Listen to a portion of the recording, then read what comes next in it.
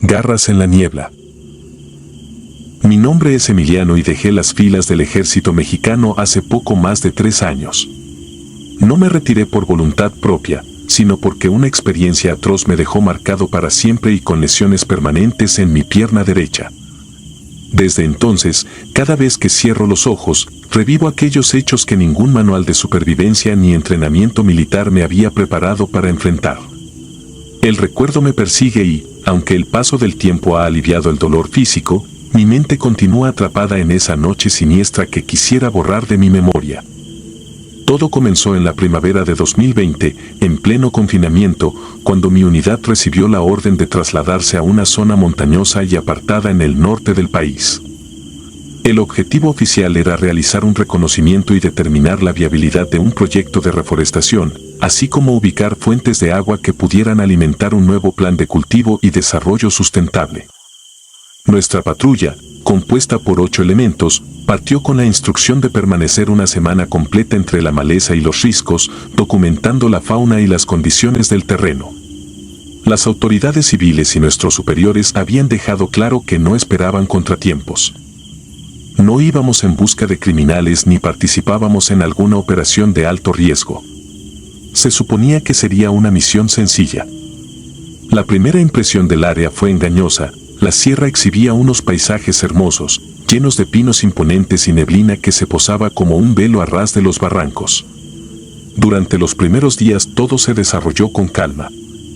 Establecimos un campamento base cerca de un arroyo modesto, donde el agua corría cristalina sobre las piedras, y nos organizamos en turnos para reconocer las laderas. Tomábamos fotografías, registrábamos coordenadas y procurábamos mantenernos en contacto constante a través de nuestros radios. Aún así, había una extraña tensión en el ambiente que no lograba identificar. Algunas noches, el viento silbaba con tal fuerza que sentía una opresión en el pecho, como si algo invisible nos acechara desde la espesura. Sin embargo, la lógica me decía que era tan solo la sugestión propia de estar en un sitio aislado. Nada inusual ocurrió hasta el 5.º día. Recuerdo que estaba acompañado por Jorge, el más experimentado de nuestro grupo, y por Tapia, un soldado muy joven que mostraba un temple sorprendente pese a su corta edad. Nuestro jefe de escuadra había organizado a todos en pequeños equipos para cubrir las faldas de los cerros que rodeaban el lugar. Nuestro propósito era tomar tantas fotos y muestras como fuera posible antes de la puesta del sol, pues la noche caía temprano entre aquellas montañas cubiertas de neblina. Nos manteníamos comunicados por radio cada hora, y en ese momento el sargento Díaz, quien lideraba a otro binomio, reportó algo curioso. Según él, había hallado huellas de un animal desconocido, grandes y con marcas inusuales en la tierra húmeda. Pensó que podría tratarse de un oso o de alguna especie de felino de gran tamaño que habitara la región.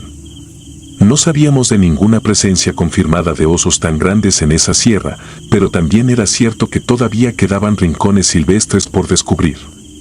Al principio no le dimos mayor importancia.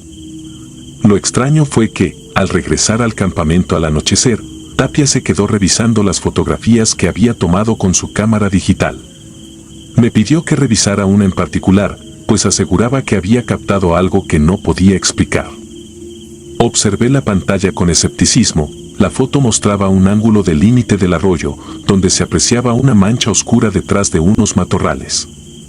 Al hacer zoom, distinguí la figura de algo erguido, demasiado grande para ser un animal común. Me inquietó la silueta, pues parecía tener rasgos bípedos y una cabeza alargada. Aún así, pensé que podía ser un juego de luces y sombras. Para salir de dudas, me acerqué al sitio donde tomó la imagen y dirigí mi linterna hacia esa zona. Solo alcancé a ver matorrales y troncos enredados, nada más. Jorge bromeó diciendo que Tapia tenía demasiada imaginación, pero en su mirada también capté la misma inquietud que yo sentía. Teníamos la instrucción de informar cualquier irregularidad, así que comentamos lo sucedido con el teniente Robledo, jefe de nuestra unidad. Él solo nos pidió mantenernos atentos y no bajar la guardia, aunque insistió en que no había motivo para alarmarse por una mancha en una foto. Sin embargo, la noche fue pesada. Yo no pude conciliar el sueño hasta bien entrada la madrugada. Me pareció escuchar pasos alrededor del campamento, ramas que se rompían a lo lejos y una respiración ronca que se desvanecía con el soplo del viento. Me dije a mí mismo que eran solo ruidos de la sierra, pero mi subconsciente sentía la llegada de algo siniestro. Al día siguiente, madrugamos con la intención de culminar la fase de reconocimiento lo más pronto posible. Nos dividimos en 2 grupos de 4. A mí me asignaron con Jorge, Tapia y un soldado silencioso de apellido Beltrán, muy disciplinado pero poco dado a hablar. La tarea consistía en escalar uno de los cerros cercanos para tomar muestras de la tierra y buscar indicios de arroyos subterráneos. La maleza era tan densa que avanzábamos con lentitud, apartando ramas y sorteando piedras sueltas. De pronto, noté cómo Jorge se detuvo en seco. Estaba revisando algo en el suelo con el ceño fruncido. Eran huellas, pero no podían pertenecer a un humano.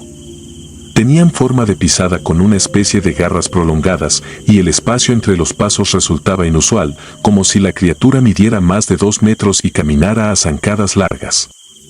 Reconocí el mismo tipo de señales que el sargento Díaz había reportado un día antes.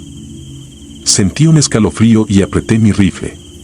Jorge, con la voz temblorosa, comunicó por radio nuestro hallazgo, instando a los demás a extremar precauciones. Minutos después, algo crujió entre los árboles. Nos quedamos inmóviles, intentando localizar el origen del ruido. Escuchamos un gruñido sordo que provenía de la espesura, tan grave que nos erizó la piel.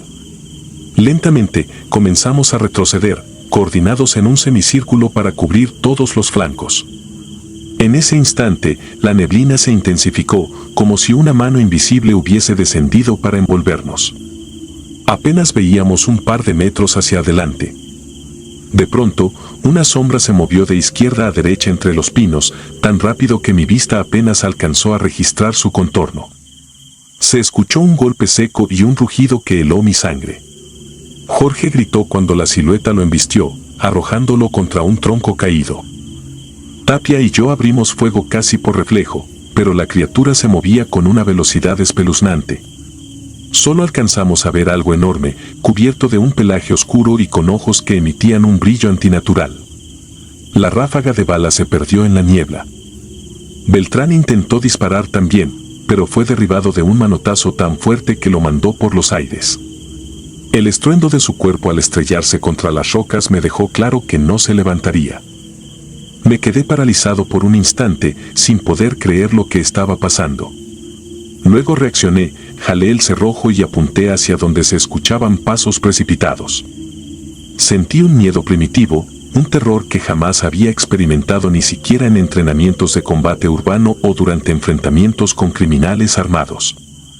Tapia estaba a mi lado, pálido, con la mirada crispada. Continuaba disparando sin un blanco fijo. A lo lejos escuché el radio crepitar con voces alarmadas, mezcladas con disparos aislados. Pensé que nuestro otro grupo también estaba siendo atacado. Apenas tuve tiempo de girar la cabeza cuando la bestia surgió de la maleza a pocos metros de mí. Su altura me sobrepasaba al menos medio metro, y su musculatura era tan vasta que parecía imposible de abatir. No distinguí su rostro con claridad, solo su hocico y sus dientes irregulares, afilados como cuchillos.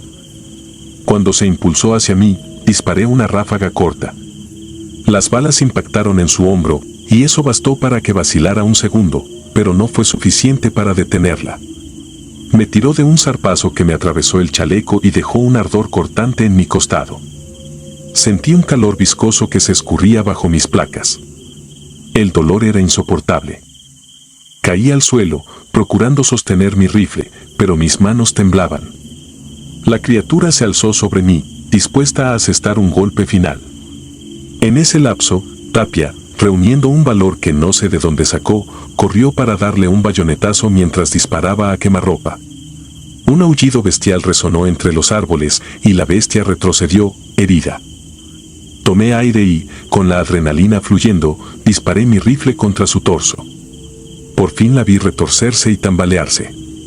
Fue entonces cuando localicé en el rabillo del ojo el cuerpo de Jorge, inmóvil en el suelo, con el cráneo abierto y la sangre empapando la maleza. Supe al instante que no había posibilidad de que siguiera con vida. La bestia, herida de muerte, soltó un gruñido desafiante y se lanzó una vez más, pero antes de alcanzarnos se desplomó con un golpe seco que hizo temblar el suelo. Tapia apuntó tembloroso hacia la enorme silueta, sin atreverse a acercarse. Miré a mi alrededor en busca de Beltrán, pero lo encontré destrozado al pie de una roca. Solo pude desviar la mirada con náuseas y una mezcla de horror y rabia. Era una escena tan macabra que mi mente se rehusaba a asimilarla. Era como si estuviéramos en una pesadilla de la que no podíamos despertar. Con la adrenalina menguando, sentí como el dolor en mi costado aumentaba a cada respiración. Me incorporé con dificultad, apoyándome en Tapia, quien también tenía un corte profundo en el brazo izquierdo. Avanzamos con cuidado hacia la bestia tendida. Intenté encontrarle rasgos familiares, pero el rostro era algo entre humano y animal, con fauces abiertas en un rictus de furia. El pelaje era espeso, y las extremidades parecían ser una combinación perversa de brazos humanos y patas poderosas. Me costaba creer lo que veía en mis ojos. Buscamos el radio de Beltrán y suplicamos ayuda. Hubo un silencio eterno, seguido de la voz alterada del teniente Robledo informando que el otro equipo también había sufrido bajas. Nos ordenó reagruparnos en el campamento base de inmediato. Con el tiempo encima, y sintiéndonos vulnerables ante la posibilidad de que hubiera más de esas criaturas, emprendimos el descenso cargando con nuestros heridos como pudimos. Encontramos a 2 compañeros más, heridos y con la ropa desgarrada, que lograron reagruparse con nosotros. Ninguno podía explicar cómo una sola entidad había acabado con casi la mitad de la unidad en cuestión de minutos. Cuando al fin llegamos al campamento base, la desesperación nos dominó. Encendimos una bengala en la zona despejada, e inmediatamente solicitamos extracción aérea con prioridad. Mientras esperábamos, con los nervios a flor de piel, no podíamos apartar la vista de la espesura. Sentíamos que algo más podía saltar en cualquier momento. Tapia no dejaba de temblar y repetía que aquella cosa no podía haber existido, que quizás estábamos alucinando. Pero el cadáver de la bestia, que habíamos arrastrado a la zona de observación, era la prueba contundente de que lo imposible se había vuelto real. El helicóptero llegó al atardecer. Nos subieron con premura, y yo me desvanecí en cuanto las aspas levantaron polvo. Lo siguiente que recuerdo es haber despertado en la enfermería de la base más cercana, con vendas por todo el costado y un dolor punzante que amenazaba con hacerme perder el conocimiento.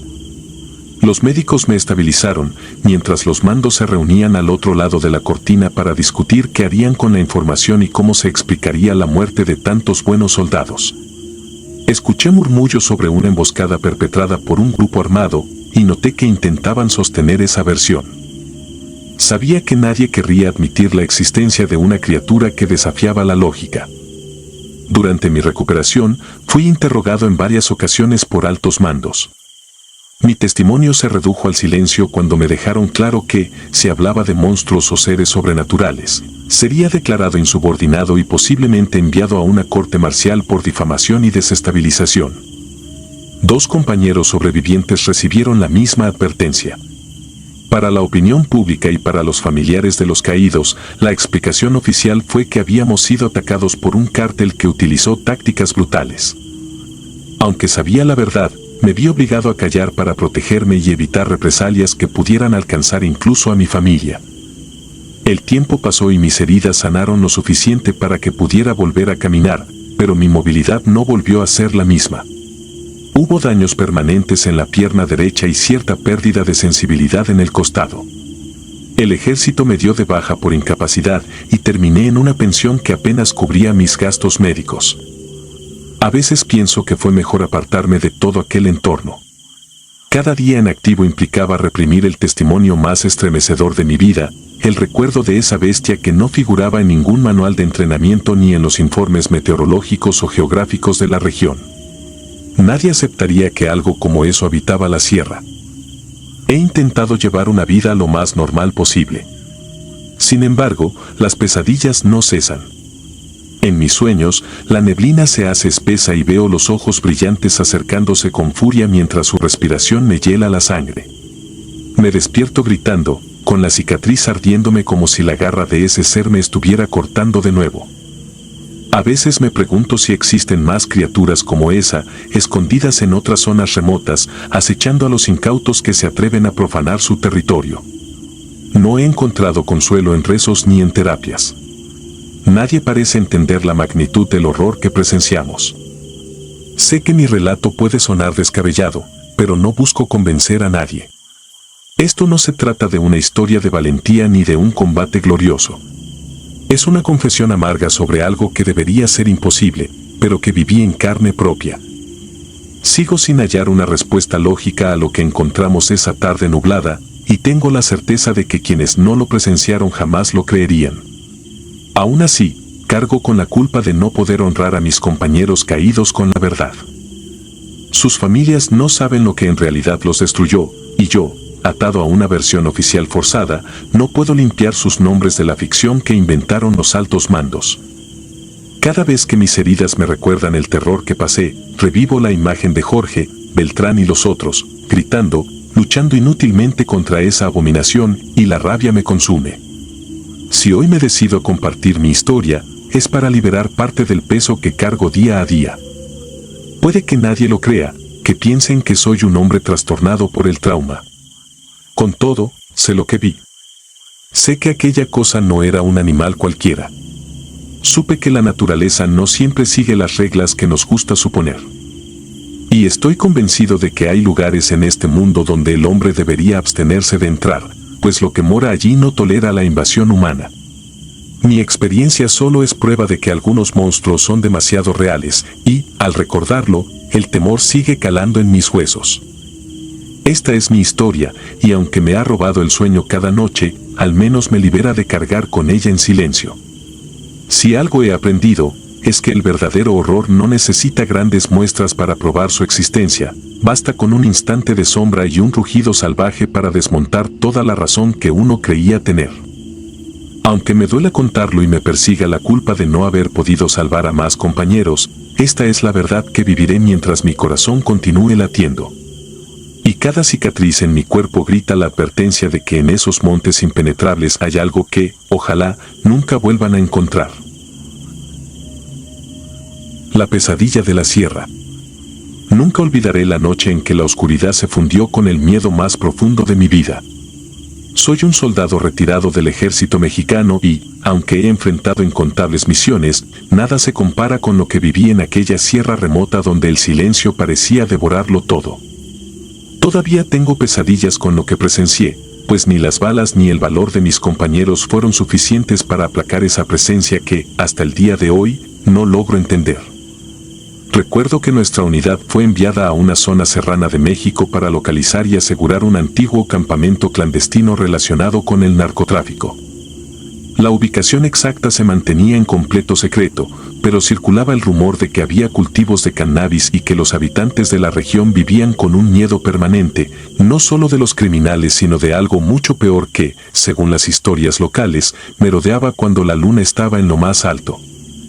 Mis superiores nos advirtieron que no sabían qué tan hostil sería el terreno ni cuántos hombres armados podríamos encontrar, pero nadie nos habló de la otra amenaza que en verdad nos acechaba. La primera noche, montamos un campamento improvisado cerca de un viejo camino de terracería. Algunos de mis compañeros discutían en voz baja sobre rumores de sacrificios y extrañas ceremonias que se realizaban en aquellas montañas, pero yo prefería mantenerme al margen de especulaciones. El único objetivo que teníamos era encontrar a los delincuentes, confiscar sus plantíos y proteger a las comunidades aledañas. Sin embargo, la atmósfera era pesada, como si el aire estuviera cargado de secretos y presagios funestos. A pesar de nuestras bromas y la camaradería típica, algo nos oprimía el pecho. Esa misma noche, me asignaron la primera guardia. Mis compañeros se agruparon en turnos para cubrir la madrugada, y a mí me tocó la franja más larga. La niebla no tardó en posarse sobre los cerros, y el viento se colaba helado por cada ranura de mi equipo. La luna no alcanzaba a iluminar mucho, y la oscuridad tan densa me ponía en alerta constante.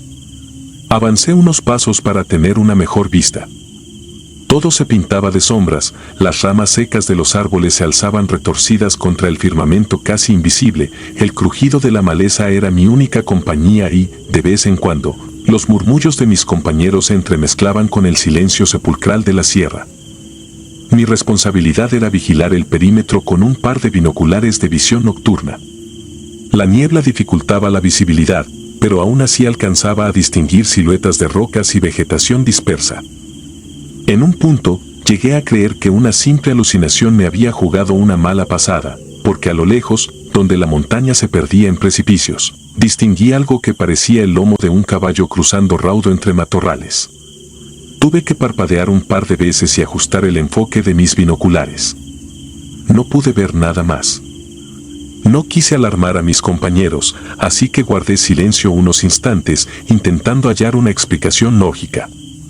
Allí, a esa altitud, resultaba improbable encontrar caballos sueltos, y además esa figura se movía con velocidad antinatural. Mi pulso se aceleró. Avancé con cautela para verificar desde otro ángulo, pero no detecté movimiento alguno. La niebla aumentaba, y el frío me hacía temblar, pero no era solo la baja temperatura, sino una sensación de presentimiento que se iba clavando en mis huesos. Entonces, uno de mis compañeros se me unió para reforzar la guardia. Me preguntó si todo estaba bien, porque, al parecer, mi rostro reflejaba cierta inquietud. Por un momento, consideré contarle lo que había visto, pero algo me frenó.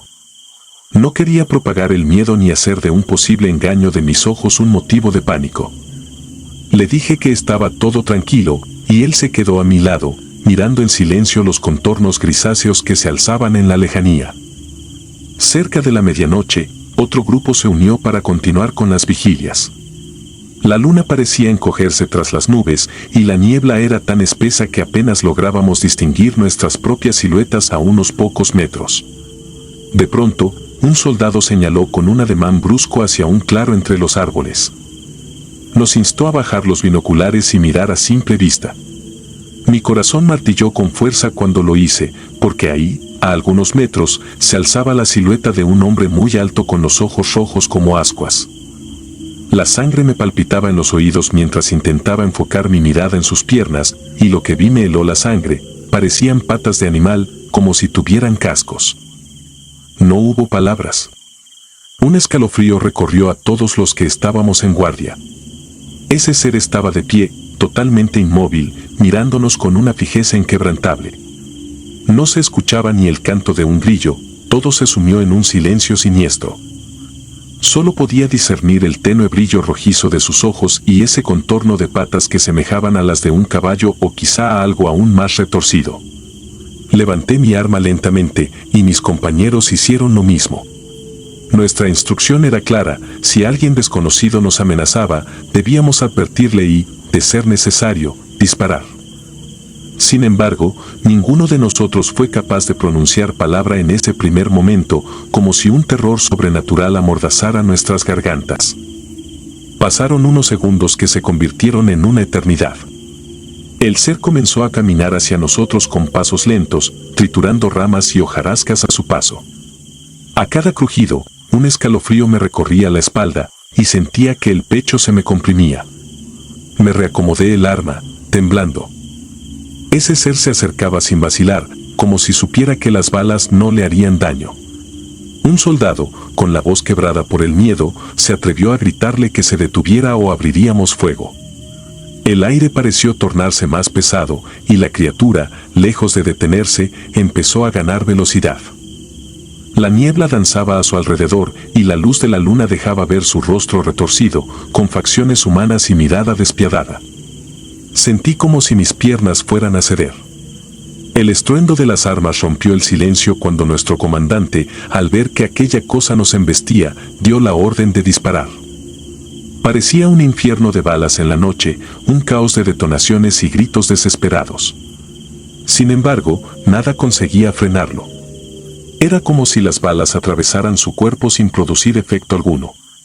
Continuó corriendo, y su velocidad era tan incomprensible que en cuestión de segundos estuvo a pocos metros de nosotros. Podía notar su respiración, o lo que fuera, un jadeo gutural que se confundía con una suerte de gruñido. Su presencia emanaba un odio difícil de describir.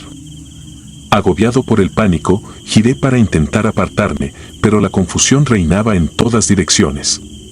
Uno de mis compañeros tropezó y cayó de espaldas, con la boca entreabierta por el terror, apuntando con el rifle tembloroso. En ese instante, la criatura cambió abruptamente su trayectoria y se internó en los matorrales, avanzando con una fuerza tan brutal que dejó un sendero de ramas partidas. Nos quedamos petrificados, con el pecho agitado y el sudor recorriéndonos la frente. Tardamos un tiempo valioso en reaccionar y agruparnos. Nadie podía creer lo que habíamos presenciado. Nuestros oídos zumbaban por los disparos, pero lo más aterrador era la confirmación de que aquello no era humano, y tal vez ni siquiera un simple animal. Cuando por fin nos calmamos lo suficiente, revisamos la zona con lámparas, atentos a cualquier ruido, pero no dimos con su rastro. Solo encontramos restos de vegetación destrozada y la huella de cascos profundos marcados en la tierra blanda. Eso aumentó nuestro miedo, pues no comprendíamos cómo era posible que algo así estuviera allá arriba, en un lugar tan inaccesible. Algunos compañeros empezaron a mencionar historias que habían escuchado sobre brujerías, cultos satánicos y pactos oscuros. Uno sugirió que ese ser podía ser el mismísimo demonio, invocado por traficantes desesperados que buscaban protección sobrenatural. Nadie se atrevía a desmentirlo. Habíamos disparado a quemarropa y ni siquiera lo habíamos herido. El resto de la noche fue un caos de susurros y oraciones improvisadas. No logramos pegar ojo. Cualquier mínimo sonido en la maleza nos hacía saltar como resortes y nos turnábamos para mantener vigilias dobles. El cielo comenzó a clarear muy lentamente y con la llegada del amanecer, consultamos a nuestro superior qué debíamos hacer. Acordamos que quedarnos en ese sitio era un riesgo que no estábamos dispuestos a correr de nuevo. Allí, nuestra misión quedaba eclipsada por el pavor a algo que nuestras armas no podían detener. Recogimos el campamento con prisa. Algunos soldados no dejaban de mirar nerviosamente hacia el lugar donde habíamos visto a la criatura. Era como si temiéramos que apareciera de nuevo a plena luz del día, cosa que, sinceramente, no hubiera descartado tras presenciar esa velocidad y esa resistencia inhumanas. El comandante, visiblemente tenso, organizó un repliegue a una región menos escarpada en cuanto terminamos de empacar. Nadie reclamó ni pidió explicaciones, pues de algún modo todos entendíamos que había fuerzas ahí que superaban nuestras capacidades. Nos dirigimos hacia un campamento más próximo a la entrada de la sierra y en el transcurso fuimos testigos de un ambiente aún más extraño. Encontramos animales muertos en circunstancias que no supimos explicar, círculos de piedras rodeados de velas y manchas que parecían rituales de brujería. Ese descubrimiento confirmaba todas las historias tenebrosas que habíamos escuchado. En mi interior, algo me decía que nos fuimos de esa zona justo a tiempo. Esa sierra parecía maldita, un refugio de energías oscuras y seres que nos despreciaban por irrumpir en sus dominios. Pese al terror vivido, todavía se nos exigía cumplir con la labor de localizar a los criminales. Pero en el fondo de mi mente ya no podía apartar la imagen de ese ser con ojos rojos y patas de bestia. Estaba convencido de que aquello no se quedaría de brazos cruzados. Su furia y su presencia demoníaca parecían relacionadas con la actividad delictiva de la región, como si ese ente les hubiera vendido su protección a cambio de sacrificios. Algunos compañeros decidieron callar la experiencia para no ser tomados por locos. Otros murmuraban plegarias y prometían no volver jamás a un sitio tan siniestro. Pocos días después, nuestro pelotón fue reasignado a otro punto en la montaña, menos peligroso, donde finalmente logramos descubrir un campamento de narcotraficantes sin encontrarnos con mayores obstáculos sobrenaturales.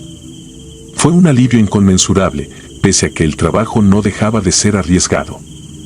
Sin embargo, ninguno de los soldados que estuvo conmigo aquella noche pudo borrar la huella de ese encuentro.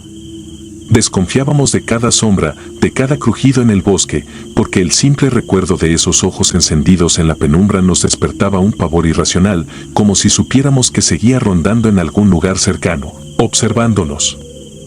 Quizá esperando el momento adecuado para hacerse presente otra vez. Cuando regresé a la base principal, me fui con la convicción de que hay peligros en el mundo que exceden lo que consideramos parte de la realidad. Hubiera preferido toparme con un grupo armado de decenas de hombres a enfrentar de nuevo a esa criatura. El ser que vimos en la sierra no se comportaba como un simple animal salvaje ni parecía un ser humano. Era una manifestación de lo que la noche y los rituales oscuros pueden invocar en regiones donde la ley de los hombres no existe y en donde las fuerzas antiguas se mueven sin restricción. Con el paso de los años, la pesadilla de la sierra se convirtió en una sombra que me acompañaba a todas partes. Cada vez que estaba en silencio, recordaba el crujir de las ramas y esos ojos rojos clavándose en mí. Intenté tranquilizarme pensando que, tal vez, nuestras mentes colectivas habían amplificado un miedo natural. Pero las huellas, los cascos y la inmunidad a las balas eran pruebas imposibles de refutar. Esto no era una leyenda contada por un abuelo supersticioso ni un mito urbano de pasillo. Lo vivimos en carne propia, y no deseaba que nadie más pasara por algo así. Hoy en día, no sirvo más en el ejército, pero esa experiencia me acompaña como una cicatriz invisible. Conozco a varios compañeros que, tras lo ocurrido, sufrieron pesadillas parecidas a las mías, en las que la niebla de la montaña se abría y surgía esa figura monstruosa con patas de bestia y ojos infernales, corriendo hacia nosotros con la furia de un demonio hambriento. En mi mente resuenan las detonaciones de nuestras armas, el eco de mi propia respiración y el silencio posterior, cuando comprendimos que ni las balas ni nuestro coraje serían suficientes para enfrentarlo. He llegado a creer que esa criatura era un siervo del mal, un ente enviado para proteger territorios malditos a cambio de rituales y ofrendas. Quizá por eso nos atacó sin advertencia, éramos intrusos en un territorio que no le pertenecía a los hombres. Nuestra labor militar se vio superada por fuerzas ancestrales que sobreviven gracias a la sangre y el miedo. Aun cuando pusimos todo nuestro entrenamiento y armamento al máximo, salimos huyendo, sintiendo que habíamos estado cerca de morir de una manera mucho más aterradora que un simple intercambio de disparos con delincuentes. Nunca volví a poner un pie en esa sierra. Con el tiempo supe que los pobladores hablaron de incendios repentinos y de más avistamientos de ese engendro en otras zonas aledañas, como si se moviera libremente por la cordillera. En algunos pueblos le atribuyen desastres y muertes inexplicables, en otros lo veneran en secreto porque temen que en una represalia arrase con sus familias. Yo no culpo a nadie por guardar silencio o rendirle culto. Después de lo que viví, sé que hay cosas que escapan a nuestro raciocinio y que no conocemos sus reglas ni sus motivaciones. Cada vez que intento hablar de lo que pasó, recuerdo el temblor de mis manos y cómo me costó volver a sentirme seguro. Este relato es mi forma de advertir a cualquiera que escuche mis palabras que hay lugares en México donde la belleza de las montañas esconde demonios dispuestos a devorar tu alma si te atreves a pisar su terreno. Yo conocí uno de esos demonios. Lo enfrenté con toda la artillería que llevaba y descubrí con horror que no era suficiente. Aquel ente se esfumó entre la maleza, pero no mi miedo, que ha seguido latente en mi mente durante años. Y aunque me cueste dormir, siento que relatarlo es mi forma de liberarme, de compartir con el mundo que el mal adopta muchas formas y, en ocasiones, se disfraza con un par de ojos rojos y patas de bestia. Esa noche, en la niebla de la sierra, aprendí que el verdadero horror no respeta la valentía ni el uniforme. Simplemente te arranca el aliento y te revela que, por encima de tu coraje, estás indefenso ante las fuerzas que no comprendes. Jamás lograré olvidar el momento en que apunté mi rifle y vi esas pupilas rojas reflejar mi pavor. Jamás podré borrar el sonido de nuestras balas estallando en la penumbra mientras aquella figura avanzaba sin sufrir un rasguño.